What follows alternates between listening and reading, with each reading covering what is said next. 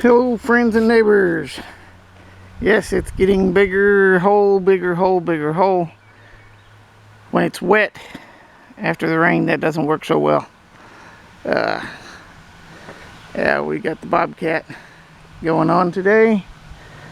And we're slowly but surely getting dirt moved up around the building.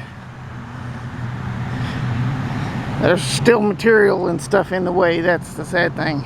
I'm trying to get out the big rocks. I got some big rocks I got to get out of there. If it's a softball or smaller, it's fine. But anything bigger than a softball, it's got to go. So I got quite a few rocks to pull out.